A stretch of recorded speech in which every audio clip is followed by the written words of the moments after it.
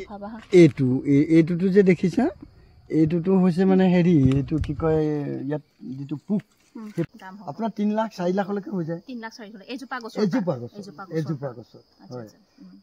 মই আপোনালোকক দেখুৱাব বিচাৰিছো এজোপা গছৰ পৰা আসলে কেনেকৈ লাখ টকা উপাৰ্জন কৰিব পাৰি তেনেকুৱা এখন গছৰ বাগানত আছো আৰু আপোনালোকক এই গছজোপা কেনেকৈ ৰোপণ কৰিব পাৰি আৰু এই গছজোপাৰ পৰা কেনেকৈ আসলে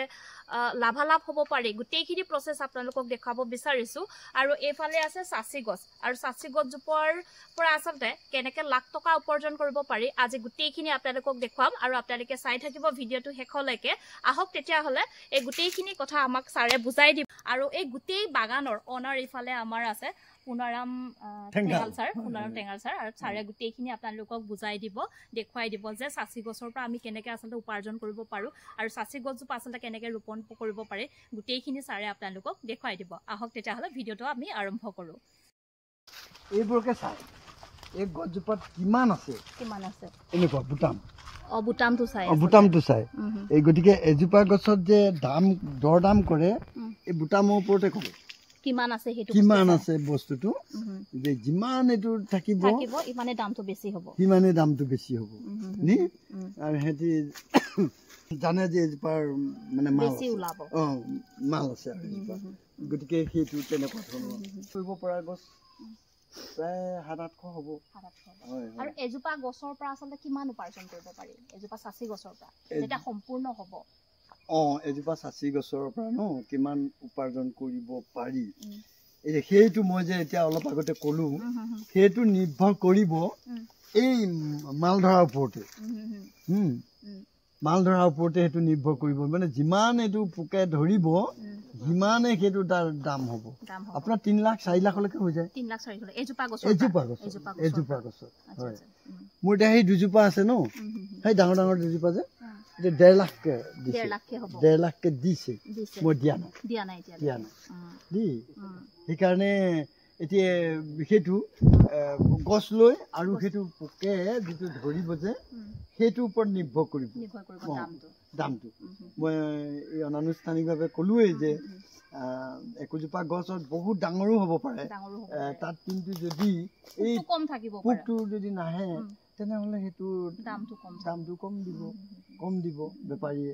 বা নেকাটিবলৈও আছে নেকাটে যিটো এনেকুৱা কম আহিছে এইবিলাক যি দেখিছে ন এইবিলাক মাল এইবোৰ চব এইবোৰ মানে খাই একদম বৈ আহে বুজিছেনে এতিয়া এইটোতো মানে এইটো চিল হৈ গ'ল চিল বুলি কয় যিটো ন মানে বন্ধ এইবোৰ এতিয়া সিহঁতি মই কাটিব নিদিওঁ বেপাৰী যেতিয়া আহে গছজোপাক মই কাটিব নিদিওঁ কাটি চাব বিচাৰে দেই কাৰণ এজোপা এইবিলাক চাওঁ এইটো মানে কাৰণ ইয়াত কাটি দিয়াৰ লগে লগে পানী সোমাব ন পানী সোমাই যোৱাৰ লগে লগে এইটো মানে পচি যাব বিক্ৰী হ'লেতো নিলেই নহ'লেতো এইটো গছজোপা নষ্ট হৈ যায় দা আপোনালোকে নিনিব কাটি চাবলৈ মানে হেৰি কৰে সিহঁতি মানে কয় যে নহ'লে আমি কেনেকৈ নিম মই আপোনালোক যদি ডক্তৰ হয় তেনেহ'লে বেমাৰী দেখিলেই গম পাব লাগে হয় নে নহয় কি হয় গছজোপাই কিমান মেচিয়ৰ্ড হৈছে নহৈছে সেইটো ডাক্তৰে ধৰিব পাৰিব লাগিব ন মই তেনেকে বুলি কওঁ আৰু মোক মানে নোৱাৰে অলপ কথা মানে হেৰিকে ধৰি দিওঁ যে আৰু আচলতে সাচি গছজোপা আমি কেনেকুৱা জেগাত ৰোপণ কৰিলে বেছি ভাল হয় সেইটোৱে এই সাচি গছজোপা সাধাৰণতে আমাক মাটিটো ওখ লাগে দেই মাটিটো ওখ লাগে আৰু পানী মানে ৰ'ব নালাগে পানী জমা হ'ব নালাগে আৰু মাটিটো অকণমান আলুতীয়া হ'ব লাগে মানে সেই ৰঙা আলুতীয়া এনেকুৱা হ'ব লাগে ওখ হ'ব লাগে তাত মানে এই সাচি গছ ভাল হয় দেই সেইটোৱে মোক এতিয়া আমাৰ এই বৈবিতে আমাৰ ড্ৰেইন আছে মাজে মাজে ড্ৰেইন আছে এইটো পানীটো নাথাকে গুচি যায় এইফালে গুচি যায় পানীটো ড্ৰেইন বনাই দিয়া আছে ওলাই গুচি যায় গতিকে মানে পানী যদি জমা হৈ যায় ইয়াৰ শিপাটো নষ্ট হ'ব আৰু ৰঙা পৰি আহিব গছজোপা ওপৰৰ পৰা ৰঙাপুৰি আহিব ৰঙাপুৰি আৰু সেইটো পিছত পচি যাব আৰু ছাৰৰ কিমান বছৰ হ'ল আচলতে চাচি গছজোপাৰ এনেকে সংৰক্ষণ কৰা এনেকে ৰোপণ কৰা মই আৰম্ভণিটো কৰিছিলো এতিয়া সেই দুজোপা আমি চাবগে পাৰিম দেই এইটো লাষ্টৰ জোপা এই প্ৰথমে ছাৰে কেইজোপা ৰুইছিলে মই প্ৰথমে তো হেৰি ৰুইছিলো 1500 ৰুইছিলে ন 1500 ৰুইছিলো আচ্ছা হয় কিমান বছৰ হ'ল ছাৰ এইটো কিমান বছৰ হ'ল এইটো ৰোপণ কৰা হ'ল আপোনাৰ মই কিমান বছৰ হ'ব জানো এটা হেৰি কৰিব লাগিব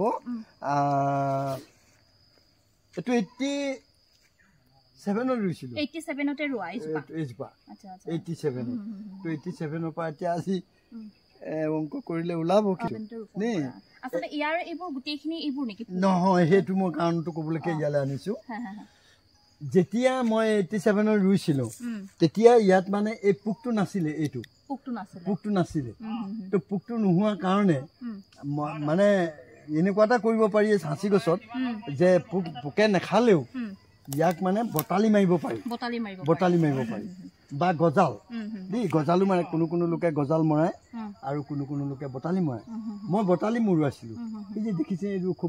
খুব হৈ আছে ন এইবোৰ বটালি মৰাইছিলো তো বটালি মাৰিলে মানে কি হয় ইয়াত মানে এইটো আসলতে গছজোপা ঘাঁহ লগাব লাগে ন মই আপোনালোকৰ এইখিনিতে ছাৰৰ কথাখিনি ৰখাম কথাখিনি কৈ লৈছো যে আপোনালোকৰ তাত যদি পোকে নাখায় যদি পোক নহয় নহলেও আচলতে হ'ব পৰা কিছুমান প্ৰচেছ আছে এই প্ৰচেছখিনিতে আচলতে ছাৰে সেইখিনি বুজাই আছে যে পোক নোহোৱাকো য'ত মানে কিছুমান জেগাত আমাৰ তাতে যেনিবা পোক নহয় সেই পোক নোহোৱা জেগাত আচলতে সেই প্ৰচেছখিনি কৰিও আচলতে পোকটো আনিব পাৰি পোকটো নাহে মাল ধৰাব পাৰি ইয়াৰ গছৰ যোনটো মালটো লাগে সেই মালটো আচলতে ধৰাব পাৰি